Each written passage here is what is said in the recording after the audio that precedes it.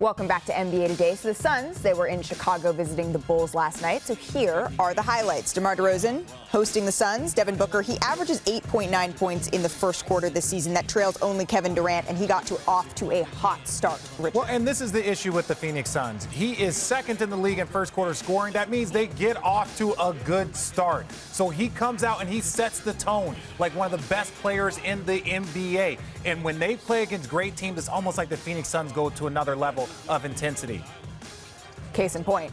Splash. Yeah. And it's almost like he's even improved this season from last season. 16 points in the first quarter, Richard. Let's move it ahead in the game. Well, again, now, what do you say? Look, if JaVale McGee is hitting threes, that puts that to 19. There's not much else you can do. They're having fun. When your team is rolling and it seems like everything is perfect, there is no more. There's not a situation that becomes more fun than playing on this type of team that the Phoenix Suns have. Well, and Chris Paul said that on our friend JJ Redick's podcast. The Suns, they led at 18 at the half. But then DeMar DeRozan, he had a little something to say about that. He had 38 points, Richard. Look, he is playing at an extremely high level, one of the best guards in the league. But look, you know when it gets down to crunch time, the Phoenix Suns are one of the best at starting games, and they're one of the best at finishing games, maybe the best team in the league at finishing games. Booker had 38 points, and the Suns win it. Now, the Bulls, they're tied for sixth best record in the NBA this season. The problem is that they haven't been able to beat any of the 5 teams that are ahead of them. So after last night's loss, they're now 0-7 against the Suns,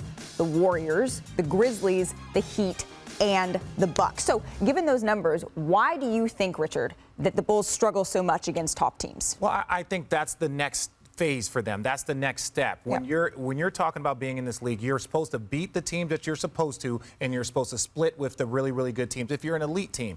And so when I look at this Bulls team, I think that they have a lot of talent. They have everything that's needed. They have two of the they have maybe the second or third best backcourt in the league in Zach LaVine and DeMar DeRozan. So they just need to tweak it, and sometimes that can become experience. If you haven't had that much experience playing against other high-level teams, no postseason experience for this team, you can get records like this.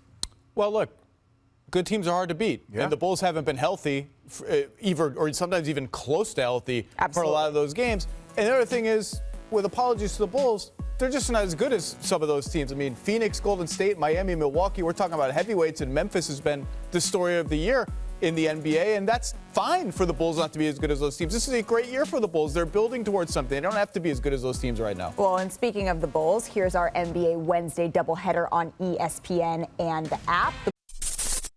Thanks for watching ESPN on YouTube. For live streaming, sports, and premium content, subscribe to ESPN+.